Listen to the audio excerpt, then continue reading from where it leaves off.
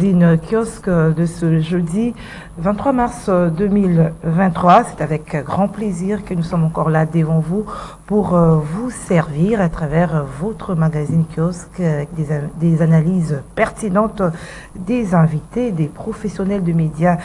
Bien sûr, nous en avons 3 ce matin. Alors je m'en vais tout d'abord vous lire les titres de journaux parus dans la capitale ce 23 mars 2023. L'agence congolaise de presse a titré ce matin l'Union africaine aux députés du Nord Kivu. Chaque fois qu'un Congolais meurt, toute l'Afrique gémit. C'est le titre à la une de l'ACP. Et puis le journal La Percée d'écrire ce matin: le pays en débandade, des médiocres arrivent chez Félix Antoine Tshisekedi. C'est les titres à la une de La Percée. Le journal L'Avenir d'écrire que Sarkozy part pour le dialogue entre Tshisekedi et Kagame. Et au sujet justement de l'annonce de l'arrivée de l'ancien président français en République démocratique du Congo, Nicolas Sarkozy, Forum des As s'interroge dans ses colonnes: la visite de Sarkozy, pour quelle valeur ajoutée? Ça, c'est le titre de Forum des As. Voilà, là vous voyez la PCP. Son titre, l'Union africaine aux déplacés du Nord Kivu. Chaque fois qu'un Congolais meurt, toute l'Afrique gémit. Voilà, madame, monsieur, c'était là les titres des journaux que nous avons reçus ce matin dans ce plateau de kiosque. Ça, c'est La Percée. Des médiocres arrivent chez Félix Antoine Tshisekedi, le pays en débandade. Alors voilà. Alors ce matin, nous allons analyser avec nos invités. Je disais 103, le premier est déjà avec nous, Eric Izami. Alors nous allons parler de l'arrivée de Sarkozy. Il y a une polémique autour de l'arrivée de Sarkozy après l'annonce d'un média qu'il sera ici sur invitation du chef de l'État, qu'il est venu pour une médiation entre Kinshasa et Kigali. Le porte-parole du chef de l'État, Tima Salama, a réagi pour dire qu'il n'en est pas question, il n'est pas là pour sur invitation du chef de l'État. Et puis, il n'existe aucun projet de médiation entre l'agresseur rwandais et la République démocratique du Congo. Autre sujet, nous allons parler processus électoral en République démocratique du Congo avec les débats autour du report des élections. Beaucoup des politiques, bien sûr, parlent déjà d'une transition sans Félix Tshisekedi. D'autres évoquent un dialogue. Alors, analyse et commentaires, c'est avec nos invités. Alors, on va se rendre également au Sud Kivu, 4 fois déchu par l'Assemblée provinciale à travers des motions de défiance. Le gouverneur Théo Ngouabijé vient d'être réhabilité encore une fois par la Cour constitutionnelle. Pourquoi seulement lui? Pourquoi il s'accroche? Alors, analyse et commentaires, c'est avec nos invités. Le premier est là, je le disais tantôt, Eric Izami. Bonjour. Bonjour Madame Gisèle, bonjour à nos téléspectateurs. Voilà, Eric, alors on commence avec Sarkozy. Avant de prendre des volets élections, les processus obligent. Nicolas Sarkozy annoncé en République démocratique du Congo. Il est déjà là ou il n'est pas? On ne sait pas bien précisément. Ben, avant que l'on aborde la question relative à Nicolas Sarkozy qui vient de la France, je voudrais quand même dire un petit mot pour exhorter les autorités à pouvoir réhabiliter la venue de Kalembe Lembe. Dans son tronçon compris entre, par exemple, Willery et Mouchi. Nous sommes dans la commune de Lingwala. Pourquoi je demande cette réhabilitation? Ça me tient à cœur. J'imagine que dans la ville de Kinshasa, mégapole de près de 15 millions d'habitants, il y a beaucoup d'enfants à bas âge qui n'ont que comme première priorité parmi les pédiatries, cette pédiatrie-là de Kalembe-Lembe. Mais pour y accéder, c'est un casse-tête intenable. Je suis passé par là et je me suis mis à la place de ceux de parents qui peuvent avoir un enfant qui pourra peut-être développer une fièvre nuitamment. Comment faire pour l'amener à l'hôpital? Ça m'a vraiment bouleversé. J'ai dit, on ne peut pas avoir Kinsuka ou Ebotarama Banga tous les jours naturellement, tel que Dieu nous a donné, et avoir une telle configuration de route. Non, chères autorités, que ce soit au niveau provincial ou au niveau central, ça, c'est vraiment Mbela Nabois qui... Hein, vous m'avez parlé de Sarkozy, mais bon, lui, chez lui, il y a des bonnes routes. Parlons de chez nous d'abord. Réhabilitons cette Mm. route-là de Kalembe. Quand je parle de Kalembe, je priorise ça. Mais il y en a encore beaucoup d'autres artères sur Kinshasa, même ailleurs, pas seulement pour la ville de Kinshasa. Je vois aussi d'autres villes de la République démocratique du Congo. Chers autorités, aidez-nous à pouvoir réhabiliter pour que les gens puissent circuler normalement. Alors, parlons de Sarkozy, un ancien président français. Il arrive, c'est pas la première fois, je crois que ce sera la deuxième fois. Il était ici à l'époque où le président Kamere était à l'Assemblée nationale et il avait eu des problèmes justement par rapport à la question de l'Est. Kamere était au point de pouvoir quitter le perchoir au niveau de l'Assemblée nationale. Et c'est en ce moment-là que Sarkozy était venu à Kinshasa, Léon Kengoadon était au niveau du Sénat, etc., etc. En son temps, lorsqu'il avait parlé à notre classe politique au niveau du palais du peuple, il disait, par rapport à son approche, que le Congo était tellement riche que le Congo devrait voir dans quelle mesure, les mots qui apparaissaient, c'était le verbe partager, partager la richesse. Et vous savez, la réputation qu'a Sarkozy, juste après tout ce qui s'est passé après sa présidentielle, sa présidence au niveau de la France, avec tout ce qui s'est passé avec Kadhafi, l'Africain, VTL, tout ça, je ne sais pas si il viendra pour nous apporter la solution. Non, non, pour moi, la solution ne viendra pas de Sarkozy, non. Vous avez évoqué le fait que l'Union africaine, parmi les sujets, par exemple développés par nos confrères au niveau de l'ACP, Agence Congolaise de Presse, l'Union africaine dit, lorsqu'un Congolais meurt, toute l'Afrique gémit. Mais je voudrais voir vraiment cette Union africaine, par exemple, contraindre le voisin belliqueux, le Rwanda, pour accepter la voie de la paix. Bon, il y a tellement de choses qu'on peut dire. C'est vrai, moi je ne suis pas contre la diplomatie. Je ne suis pas contre. Fervent acteur de paix, je voudrais que l'on puisse aller vraiment sur la voie de la paix. Mais je constate depuis toujours, et nous le disons ici dans votre plateau, plusieurs fois même dans le nôtre, que on ne peut avoir cette paix-là que si nous-mêmes nous avons réussi à recréer notre appareil de dissuasion pour faire peur aux voisins qui peuvent développer des velléités comme le développe aujourd'hui le Rwanda. Il pourrait être là, mais est-ce qu'il est là vraiment pour nous? Parce que l'on dit de lui qu'il est très ami à Paul Kagame. Or, être très ami de Paul Kagame, ce n'est pas en notre faveur. Ce n'est pas en notre faveur en tout cas. Alors avec tous ces balais diplomatiques, on a comme l'impression que ça ne sert plus à rien. Après, non, je ne dirais pas que ça ne sert à rien. Mais je note on n'a pas de suite favorable. Mais la suite ne viendra pas du tac au tac. Mais il faut quand même qu'il y ait des signaux. Un conflit. Oui, pour avoir des signaux. Nous, à l'interne, nous devons apporter notre... Vous savez, combien de fois a-t-on déjà relevé le fait que dans notre propre famille, il y a des taupes? Si vous et moi, nous nous sommes entendus, mais il y a notre frère ou une de notre soeurs qui va vendre la mèche à celui qui nous veut de problème. C'est ça notre vrai problème aussi. Et puis, Nicolas Sarkozy, c'est la droite au niveau de la France. Il n'est pas très loin de la position de Macron. Macron, lui aussi, il dit par exemple, depuis 1994, date à laquelle remontent les génocides qui avaient eu lieu au Rwanda, vous n'avez jamais rien pu faire de bien pour votre propre pays. Il n'avait pas totalement tort dans ses propos. Il dit, vous n'avez pas réussi à relever l'administration, à recréer l'armée, à tout ça. Il n'avait pas totalement tort. Mais est-ce que pour autant que, parce que moi je n'ai pas été, moi le Congo, je n'ai pas été capable de pouvoir bien arranger les choses dans ma maison, que vous devez soutenir un agresseur? Ça aussi, ça ne va pas. La France prône l'égalité, la fraternité et la liberté. Où est l'égalité? Si on tue les Congolais et qu'ils sont, eux, ils restent à faune. Où est la fraternité? Parce que nous sommes quand même l'un des plus grands pays francophones. C'est nous qui allons soutenir la langue qui est un élément important qui assure l'hégémonie française à travers la planète. Vous voyez à peu près? Donc il nous défavorise dans plusieurs domaines. Mais venir ici chez nous, lui, Sarkozy, bon, on est toujours hospitalier, on veut bien. Mais ce sera pour voir dans quelle mesure rechercher la paix. On verra ce que ça va donner dans la suite. Je mets un journal qui a écrit ici, pour quelle valeur ajoutée?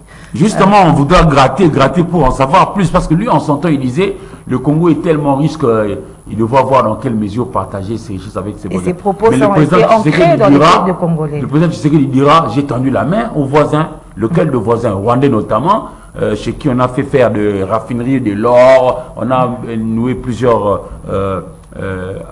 contrats, tout ça, mais ils se sont montrés toujours belliqueux à pouvoir tuer. Est-ce que pour avoir de l'or, faut-il tuer? Faut-il violer?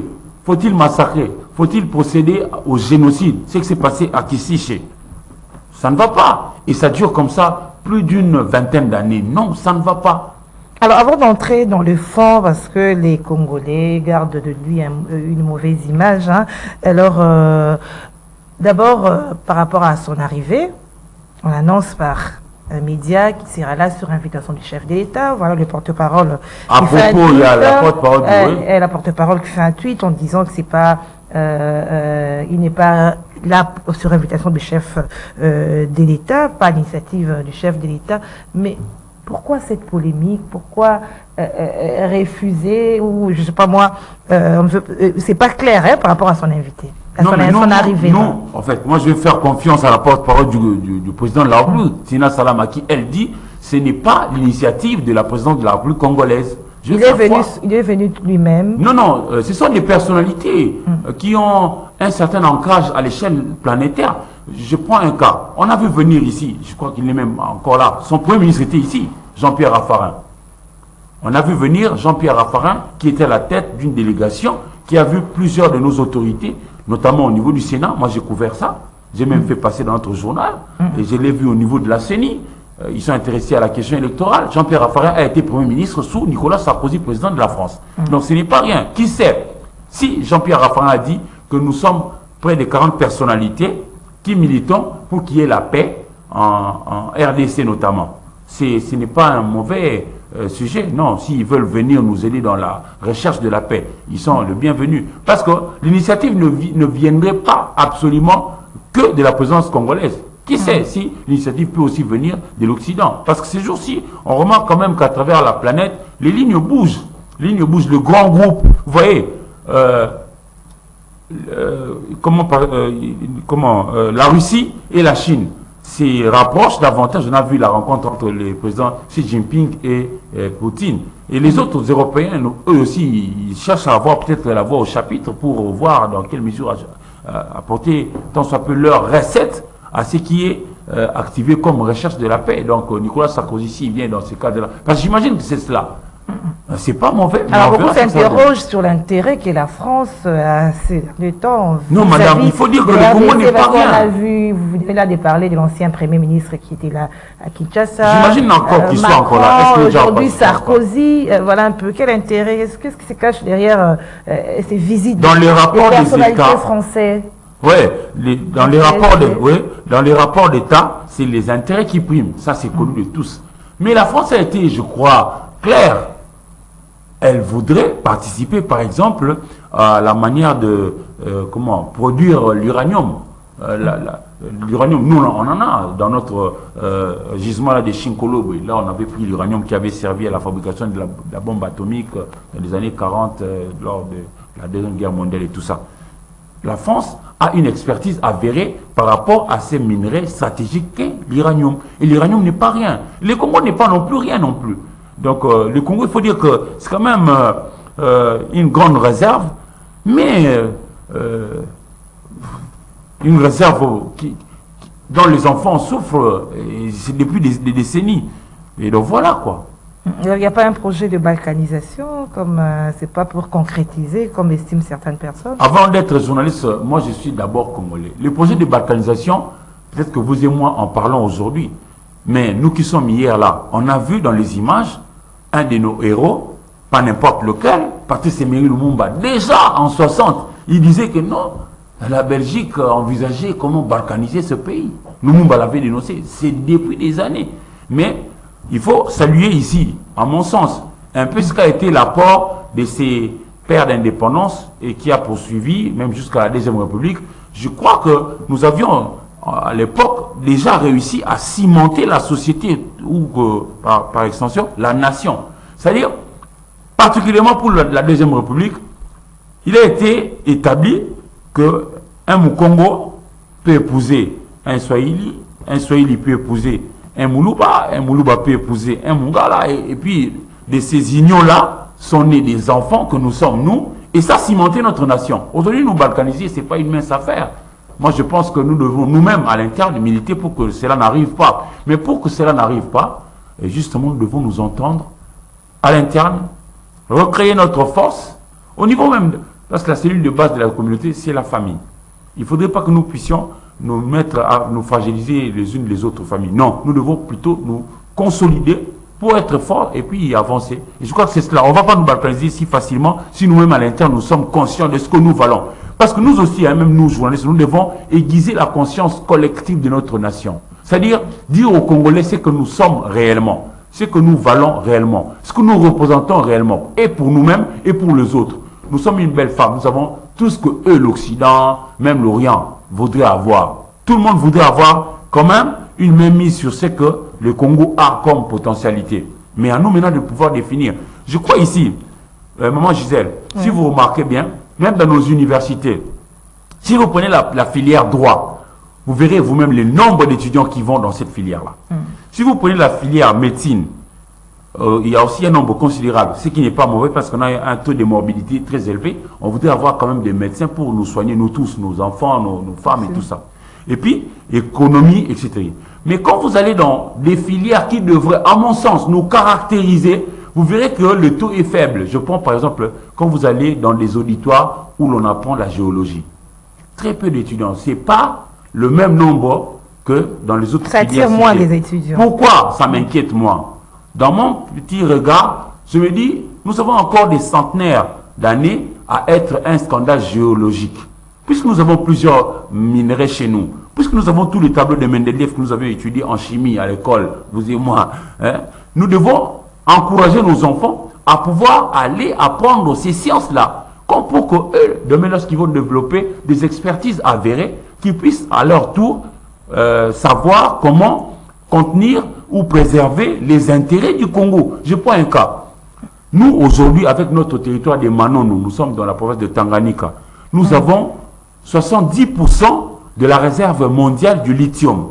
Le lithium, c'est ces minéraux à base desquels on fabrique la batterie. Tout genre de batterie. C'est-à-dire que ce soit la batterie pour le téléphone, pour l'ordinateur, pour le véhicule, pour l'avion, pour ceci, pour cela, on a besoin de ce lithium-là.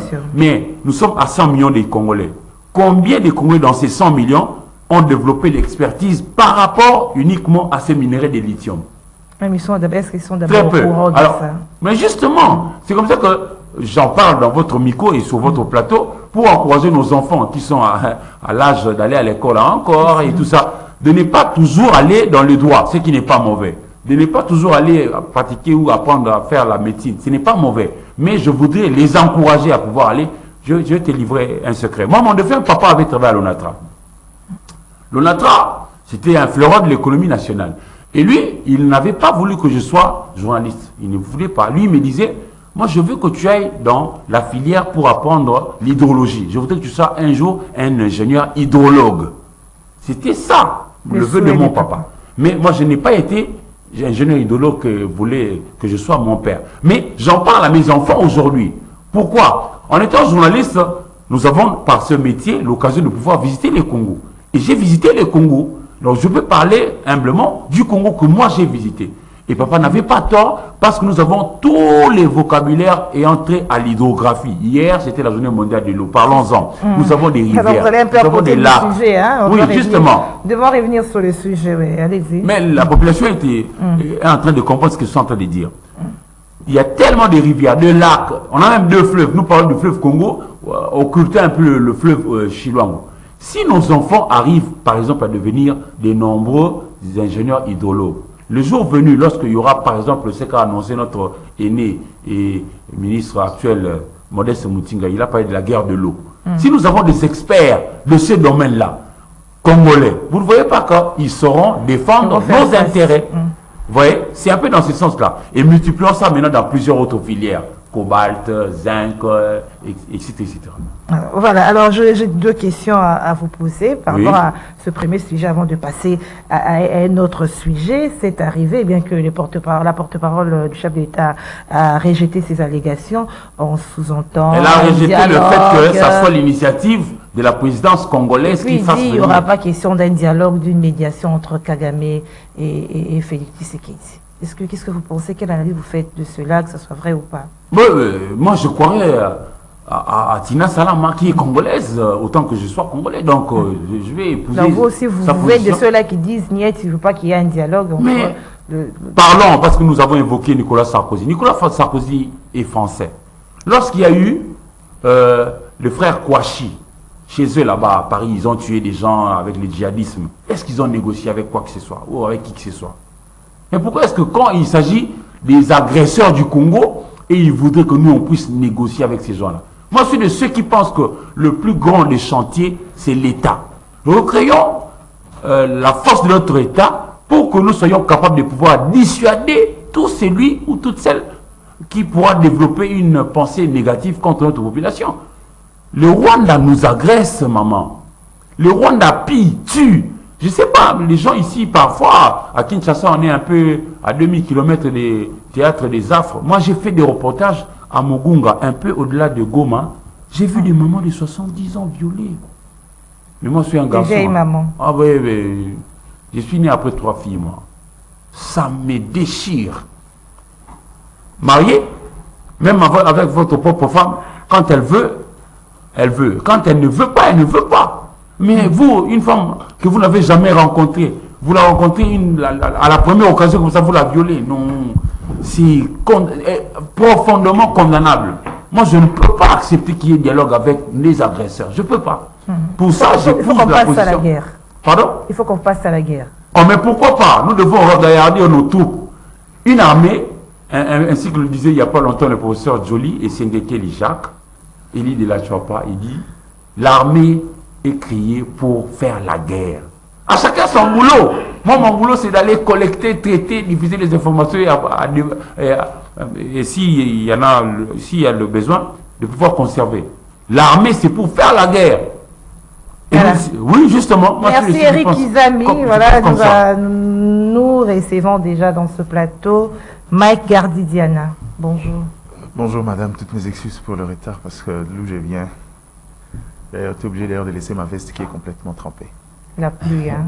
On vous comprend, la pluie. Alors Diana, vous entrez directement dans le sujet. Nous parlons de l'arrivée de Nicolas Sarkozy, qui a annoncé, il n'est pas venu sur initiative du chef d'État, a dit la porte-parole du chef de l'État. Il n'est pas venu également pour une médiation entre Kinshasa et Kigali par rapport à l'agression sous couvert du M23. Quelle analyse vous faites de cette actualité? Merci pour la question. Je crois que quand vous parlez congolais de Nicolas Sarkozy, c'est quelqu'un, pendant sa présidence, a brillé par des déclarations très controversées. Notamment, c'est le dernier qui a estimé que le Congo n'appartenait pas qu'aux Congolais et que le Congo devrait partager ses richesses avec les autres. Quand on regarde ces médiations, aujourd'hui, je crois, à mon humble avis, que Nicolas Sarkozy viendra en tant qu'émissaire d'une catégorie des gens que j'appelle les multinationales. Je ne suis pas sûr que Nicolas Sarkozy sera là juste pour des raisons de tourisme. Je crois qu'il y a des belles destinations où il peut prendre un peu de soleil, un peu de bronzage. C'est pas le Congo. Au regard ici du contexte, surtout le rapport entre la France et la RDC, je crois aussi que la France continue à utiliser convenablement ses anciens dignitaires, notamment Nicolas Sarkozy qui est un ancien président. Je crois qu'on peut ne pas nous le dire à une voix haute et intelligible, mais Nicolas Sarkozy vient pour servir un agenda et particulièrement de la France. On ne l'a pas invité, certes, oui, mais je sais aussi que c'est quelqu'un qui a de l'agenda, qui peut facilement entrer, qui peut facilement discuter. Je sais que déjà, il va rencontrer le chef de l'État, mais je suis sûr aussi que... Bien qu'il n'a pas invité, il va quand même les recevoir. Non, mais attends, c'est ce qu'on appelle des émissaires. C'est des gens qui viennent, peut-être pas invités, mais qui viennent avec un agenda bien défini et bien détaillé. J'ose croire, à mon sens, qu'en attendant qu'on découvre les contenus de cette visite-là, c'est plutôt une visite, à mon sens, officieuse, dans le sens de pouvoir faire évoluer le rapport France-RDC, ou encore, peut-être, qui le sait, venir jouer au sapeur-pompier après le dégât causé par les déclarations de Emmanuel Macron ici. Parce qu'il faut comprendre aussi que c'est la goutte d'eau qui a fait déborder le vase dans le rapport France-Afrique, très critiqué et très critique vis-à-vis de ce que Macron a fait ici. Et je crois que peut-être la France, de par d'autres voies, veut essayer de rétablir un lien, veut essayer de rétablir ces tandems qui semblent se briser jour après jour. Et je reste convaincu que ce n'est pas une visite de courtoisie, ce n'est pas une visite anodine, c'est une visite peut-être officieuse, mais qui vient pour servir des agendas d'ordre politique. Alors, quelle attitude Un peu comme Hollande chez Mukwege. Un peu comme Hollande chez Mukwege. Ah, ok. Alors, quelle attitude, on peut s'interroger, hein, parce que tous ces gens, tous ces balais diplomatiques, ça ne répond pas aux attentes des Congolais par rapport à l'Est de la République démocratique du Congo. Alors, la grande question, quelle attitude doit prendre le gouvernement congolais vis-à-vis de toutes ces personnalités, parce qu'ils viennent et après, ça ne change rien. La vérité de manière anachronique, c'est que ces balais diplomatiques justifient le fait que la RDC est passée à une vitesse supérieure en termes de lobbying sur la question de l'Est. Aujourd'hui, c'est une question qui est mise à la table du monde.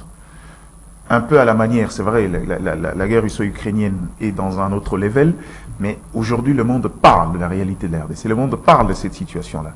Et au-delà de dire, c'est-à-dire que les états-majors d'ordre politique et géopolitique sont en train de bouger.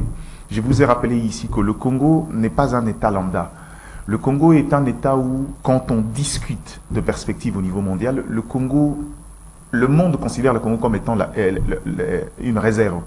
Et qu'aujourd'hui, qu'il y ait un problème au Congo, surtout dans la question de l'Est où il y a eu des éclaircies en termes des différents rapports, les échelonnements, les chaînes des commandements dans ce qui se passe, et surtout que la France aujourd'hui, le Congolais et le monde a vu que la France s'est clairement rangée derrière le Rwanda qui est aujourd'hui présenté comme étant l'agresseur direct de la RDC par l'entremise de M23. Et qu'aujourd'hui, les gens ne devraient pas se poser la question sur pourquoi ces balais diplomatiques. Ça veut dire que le ligne à ces niveaux-là commence à bouger. Mais maintenant, la plus grande difficulté, c'est savoir capitaliser cela et apporter des résultats définitifs. Je crois que c'est à ces niveaux-là que le gouvernement doit s'atteler, doit travailler. Et aujourd'hui, il ne faudra pas oublier que la RDC a gardé sa posture de ne pas négocier avec le M23. Depuis toujours, je crois que depuis CNDP depuis le RCD avec sa ramification, CNDP, le M23 né de ces cendres-là jusqu'à aujourd'hui, on a pris la mauvaise habitude de régulièrement, quand il y a des difficultés, on veut tenter de résoudre ces problèmes d'épée par des négociations. Kinshasa dit, niet, cette fois on ne négocie pas. Et cette posture-là fait en sorte que les gens, les différents bailleurs, parce que dans la guerre de l'Est, je veux rappeler un élément essentiel, c'est qu'il y a 3 ramifications. Il y a ceux qui instrumentalisent cette guerre-là pour des questions d'ordre économique avec les minerais. Il y a ceux qui le font pour des raisons identitaires et d'autres pour des raisons des terres, comme quelqu'un l'a dit la dernière fois. Mais moi, je pense que la guerre identitaire, la guerre des terres est une guerre mise ensemble parce que à la quête de l'identité, on veut avoir un espace géographique où on vit. Donc, à ces différents niveaux-là, ces gens se retrouvent aujourd'hui sans pour autant trouver gain de cause dans la dynamique. Parce que, à leur entendement, ça devrait être comme à l'accoutumée, on arrive, on fait un peu de pression, on négocie, on discute, on fait le compromis et puis ça passe. Partage, ouais. Et comme maintenant ça bloque, il faut activer. Ces gens-là, on l'ignore peut-être, mais c'est des gens qui sont très entrés. C'est des gens qui ont suffisamment de moyens pour pouvoir activer. Mettre une dynamique pour faire engager des personnalités d'ordre mondial pour adhérer à leur cause. C'est ce qu'on appelle le lobbying, en gros. On met des moyens pour finalement faire adhérer des gens influents dans leur cause pour pouvoir trouver gain des causes. Et que les gens ne s'étonnent pas, c'est en fait ça la dynamique. C'est-à-dire qu'ils se sont constitués en une bande de multinationales qui aussi partagent les mêmes intérêts qu'eux et engagent une dynamique, un grand lobbying pour finalement faire fléchir la position de la RDC. Alors, à l'heure où voit le show, la RDC va fléchir. Hein. Je crois qu'à ce stade ici, le chef de l'État le sait. Il ose ouvrir une brèche. S'il fléchit, négociations, ça ne va pas. Mais au regard de la situation, de la conquête de territoire par l'agresseur. Regardez. Vous savez, la dernière fois sur ces plateaux, je l'ai déjà expliqué. Regarde la nature de cette guerre. Le M23, ce que le M23 fait n'est qu'un mouvement de pression. C'est vrai que derrière, il y a des dommages où nos compatriotes décèdent. Pour eux, ce ne sont que de dommages collatéraux. C'est à ce niveau-là aussi que ça fait très mal. Vous considérez des vies des gens comme étant des dommages collatéraux. C'est quoi le problème? C'est qu'on veut continuer à faire monter la pression pour que finalement Kinshasa se plie. Or, Kinshasa dit, nous, on ne négocie pas. La seule solution, la seule option qui nous reste, on avait déjà pris cette option, mais on n'a pas encore, comment dirais-je, verrouillé les dernières étapes. On a pris l'option militaire. Il faut y aller jusqu'au bout. À ces stades ici, c'est cette option qui va faire face à cette pression. Cette fois-ci, je crois que le chef de l'État le sait. Oser revenir et se mettre autour d'une table avec le M23, politiquement, il est mort. Mais ensemble, on n'est pas encore très prêt sur le plan militaire, parce qu'on est en train de réorganiser l'armée. Ce que Est-ce que nous en savons? Tout n'est pas mis sur la place publique, le bonheur, madame. C'est bon, on fait venir les forces le bonheur, extérieures. il faut rappeler aux gens, regarde, voilà. la force régionale fait partie du compromis que la RDC, du reste, la seule compromis que la RDC a trouvé à Nairobi. On est arrivé autour d'une table avec les autres pairs de la sous-région, discussion, négocier, non, on négocie pas. Bon, comme vous ne voulez pas négocier pour l'instant, en attendant qu'on trouve un autre compromis, il faudra qu'il y ait une force régionale. On n'est pas opposé à la présence de la force régionale. Si je t'ai conseillé en matière sécuritaire du chef de l'État, je ne lui aurais pas conseillé de tomber sur ces compromis. Mais bon, il ne faudra pas croire qu'on est providentiel. Ce que nous, on pense est meilleur que ce que les autres pensent. Il a dit, bon, ok, si c'est au niveau de la force régionale, d'accord. Mais moi, je ne négocie avec aucun groupe armé. À ce niveau-là, c'est un compromis trouvé au niveau des pairs. Ce n'est pas une demande formelle de la RDC. Et donc, à ce stade ici, quand vous dites faire venir, ce n'est pas ça la grande difficulté. La grande difficulté, c'est ce qui nous reste, notre part à faire. Maintenant, là, ce que malheureusement, on dit d'elle qu'elle est la grande muette, l'armée ne dit pas tout sur ce qu'elle prévoit. Mais je crois que le Congolais doit le savoir. La RDC a déjà levé l'option militaire. Et maintenant, le problème, c'est que, est-ce qu'ils y travaillent dans le fond? Certainement. Ce qui compte maintenant, ce que les Congolais attendent maintenant, c'est trouver une solution définitive à cette question.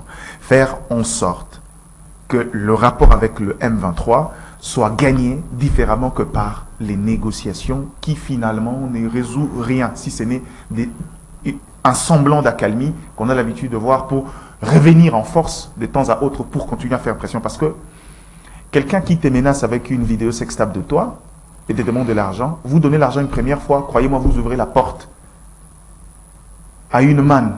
À chaque fois qu'il serait dans le besoin, il reviendra vers vous parce qu'il a un moyen de contraintes sur vous. Et aujourd'hui, je crois que la meilleure option à faire, c'est de ne plus retomber dans ces erreurs-là du passé et trouver d'autres options. Commencez par faire aussi un travail d'influence sur ceux qui tirent des intérêts d'ordre économique, que la RDC présente une autre cartographie de ces minerais, une autre politique. On dit, bon, si c'est les minerais qui vous conduisent, détachez-vous, venez, nous on va trouver un compromis pour que vous l'ayez.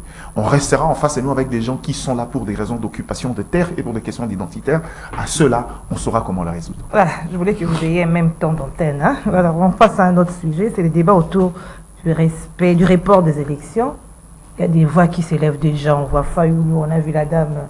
Il faut qui parle déjà de 2 ans de transition, d'autres évoquent la question du dialogue. Eric, c'est pas parce que aussi on voit qu'avec la CENI ça tient pas. Non. La CENI évoque des questions de financement, il y a des problèmes techniques, voilà un peu. Et on trouve déjà que ça n'ira pas. Il faut qu'on évoque déjà d'autres voies à suivre. Non, je ne pense pas.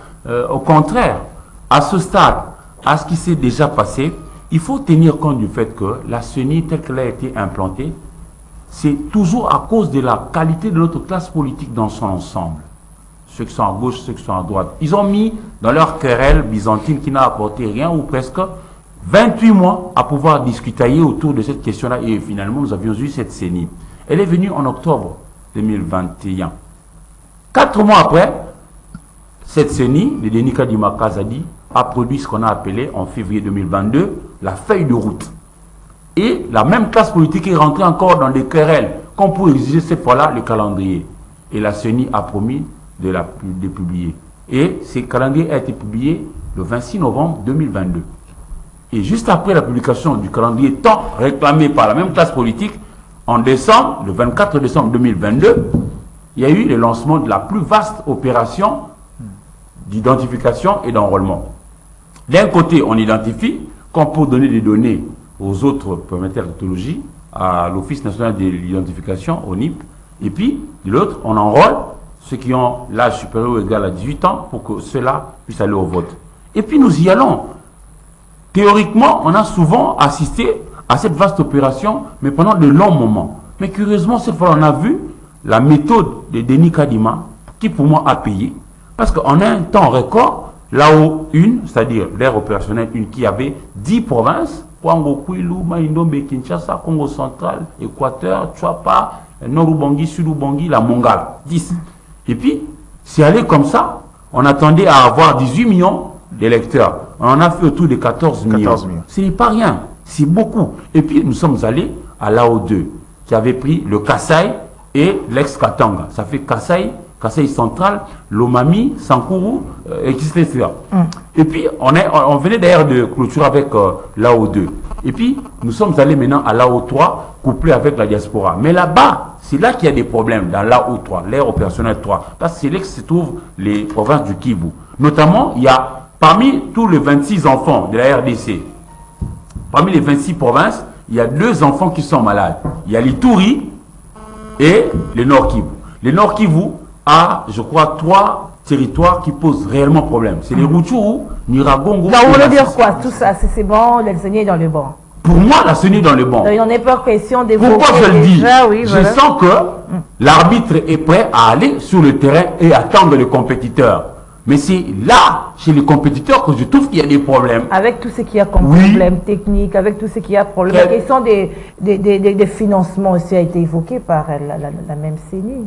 Non, la CENI, publiant déjà la feuille de route en février de l'année 2022, elle avait aussi publié les différentes contraintes y afférentes. À tel niveau d'exécution de notre travail, si X institution ne nous donne pas Y solution, nous aurons des problèmes. Dans l'élection, Le problème a été résolu. jamais faisant oui. Mais là, la CENI venait de tirer la sonnette d'alarme pour dire que ça fait 6 mois déjà, on ne me donne pas de subsides. Ça sera Alors on le donne raison gouvernement. à ceux qui voient déjà qu'il y aura Non, pas. non, non, non, non. Il faut une transition. Rappelons-nous, madame, rappelons-nous, lorsque lorsque le président Félix Tshisekedi était encore dans l'opposition et que le président Joseph Kabila était au pouvoir, l'on disait qu'il n'a même pas une seule seconde de plus au-delà de son mandat. On va lui retourner la même phrase, lui qui est aux affaires aujourd'hui. Il ne peut pas faire manquer à cette population qui a déjà pris goût aux jeux démocratiques d'aller aux élections. Le vote est devenu chez nous déjà un jeu que les gens aiment. Il ne faudrait pas dire que non, il n'y aura pas d'élection. Comment on va résoudre ça? Comment on va résoudre ça? Parce que lui, en son temps, il disait transition sans Kabila. Qu'on lui répète la même chose. Ça sera pour moi. C'est ce que Fayoul est en train de dire. Malheureusement. On donne, on donne le pouvoir à. En ce moment-là, vous me donnez quelqu'un de la raison société que le civile. problème, c'est notre classe politique. Ce ne sera pas la CENI. Parce que lorsqu'ils ont, eux, toute la classe politique, toutes les tendances, quand ils ont pris beaucoup plus de temps pour se quereller entre eux là, ils avaient oublié que nous avons tous un ennemi commun. L'ennemi commun, c'est le temps qui ne nous attend pas. Ici, tu as commencé l'émission sans que mon frère Adiane en arrive. Parce que notre téléspectateur là, c'est notre roi. Lui, il n'a rien à voir avec nos problèmes, puis à gauche. Non, nous devons lui donner ce qui lui revient des droits. Et c'est ce que tu as fait. Et toutes nos autorités doivent mettre ça en tête. Aujourd'hui, qu'est-ce que nous allons dire à notre population qui n'a pas d'élection? En Europe, il y a eu Covid. C'était grave, avec autant de millions de morts. Mais il y a eu élection en France. Alors, si je comprends bien Eric Diana, il veut dire que je analyse que, ou bien je déduis, voilà, que tout ce qui s'est dit du côté des politiques, c'est une façon de faire pression à la CENI aussi. Quand on dit que le 24 décembre, c'est ce qu'ils sont en train de dire, non? En fait, je ne pense pas que L'élection soit... aura lieu le 20 décembre. Et pas- en 2024, il doit partir. Il n'y aura même pas un jour qui sera accordé. En fait, la pression, je ne suis pas sûr que c'est à la CENI qu'on fait la pression. Parce que la CENI n'a rien à voir dans tout ça. La pression est faite plutôt au pouvoir. C'est pas à la CENI. Mais regarde, la vérité, c'est qu'aujourd'hui, il faut reconnaître, les difficultés, oui, il y en a. Mais je mets quiconque à défi. Je ne connais pas un processus électoral qui a manqué des difficultés. Mais pas énorme, hein? C'est quoi énorme? Je vous donne un exemple. Quand Kinshasa avait l'habitude de prendre 3 mois pour le processus d'enrôlement, en fin de compte, pour atteindre des statistiques de 70-75% d'enrôlés tels qu'attendu, la CENI fait le même score. En moins de 2 mois. Cette CENI-là a commencé avec beaucoup de difficultés. On a dit, elle a capté que 37% des chiffres attendus en termes d'enrôlés. On a crié ici, non, cette CENI-là, j'ai dit aux gens sur ces plateaux, je vous ai dit, c'est peut-être un but encaissé, mais ce n'est pas encore une défaite parce que le match se juge à la fin. Dès lors qu'il y a le sifflet final, c'est alors qu'on définit les résultats. Donc, On a tous critiqué la manière de faire, cette CENI-là, chemin faisant, a corrigé. Et dans les 25 jours ajoutés, cette CENI-là a atteint 83% d'enrôlés. C'est pour vous dire qu'il n'y a aucun problème qui est soluble ici. Ce qui se passe maintenant, je ne sais même pas pourquoi on devrait... Ça dit à la population, généralement, je crois que faut avoir l'habitude de retourner un peu en arrière. Il y a ce qu'on appelle une culture politique chez nous. Il y a souvent deux pôles. Il y a de ceux qui estiment que maintenant là, il faut forcément qu'il y ait la traditionnelle discussion ou qu'on appelle dialogue pour permettre à certains de se rapprocher de l'appareil du pouvoir. Il y a d'autres qui estiment qu'au regard du contexte actuel, pour eux, c'est de l'aubaine en fait. Parce que, crois-moi, il y a beaucoup de gens qui estiment qu'aujourd'hui, avec le contexte social, Tshisekedi n'est pas éligible, notamment la Mouka. Parce qu'il y a fluctuation au niveau du taux de dollar, parce qu'il y a le contexte social, il y a la flambée de prix des denrées. Certains estiment que c'est des éléments de langage qu'on peut utiliser pour la campagne et qu'il faut qu'on aille aux élections. Mais dans le fond, je commence à croire aussi que même ceux qui disent ça n'y croient pas à ce qu'ils racontent. Et que si on allait aux élections maintenant, je ne suis pas sûr qu'ils soient prêts. Donc en gros, il ne faudra pas qu'on oppose la CENI à l'opinion publique à cause des postures d'ordre politique. Les difficultés, mais ma foi... C'est pas du réalisme, ça. Non, attends, le réalisme, c'est quoi? Le réalisme veut dire essayer d'établir les éléments de fait. Quels sont les éléments de fait? Cette CENI-là, jusqu'à aujourd'hui, si vous faites les cumuls des différentes zones opérationnelles, cette CENI-là a dépassé le 60% du travail à faire. Être réaliste.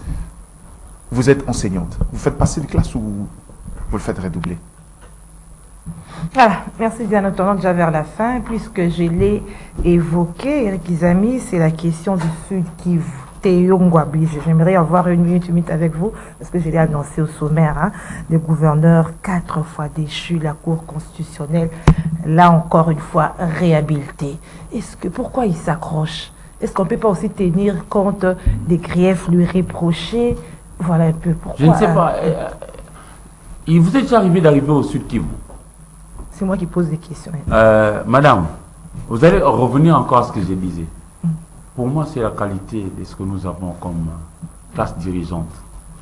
Si nous voulons avoir la bonne démocratie, en amont, nous devons avoir des acteurs qui eux-mêmes doivent être déjà des démocrates. Et puis, ils viennent dans la marre de la démocratie. Sinon, ça ne va pas. S'il aime vraiment le Sud Kivu, il va vouloir faire croire à tout le monde que c'est seulement lui et uniquement lui qui peut piloter à la destinée de cette province-là. Non.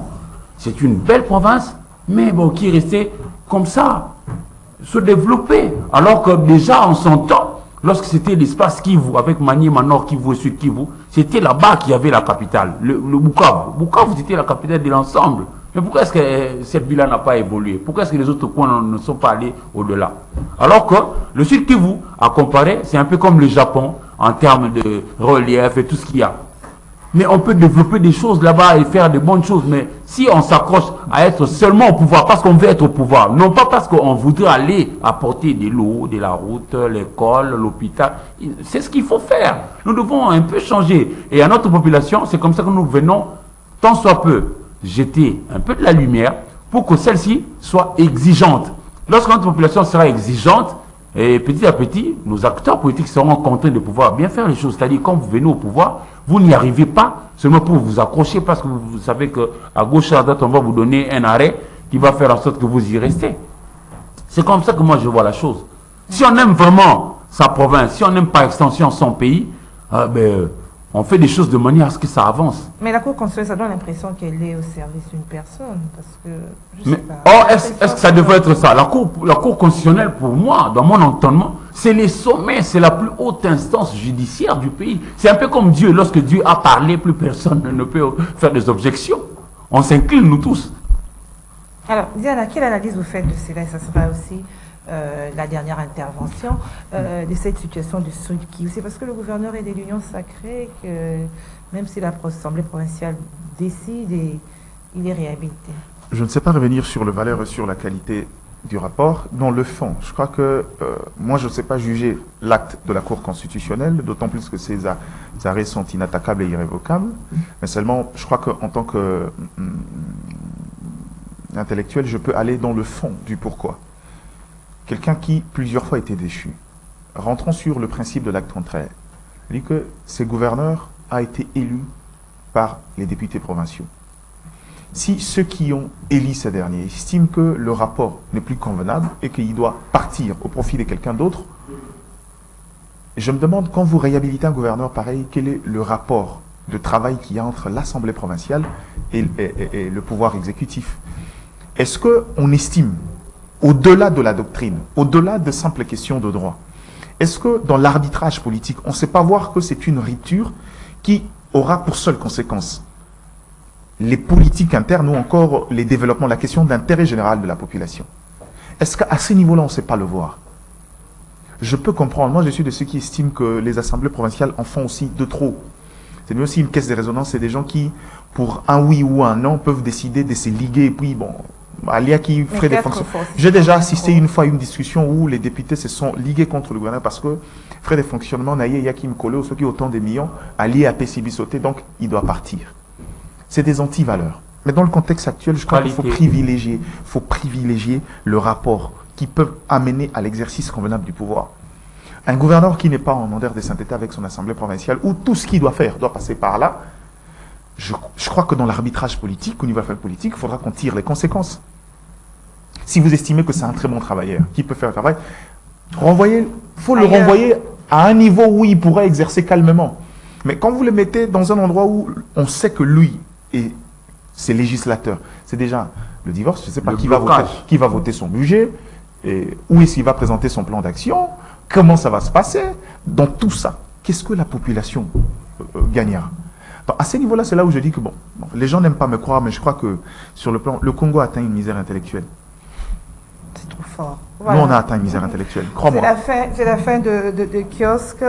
Merci Magardi Diana. Merci à vous. Eric Isabelle. Merci madame, merci. Merci à l'équipe technique de Domotsiri, l'homme de Mongafula.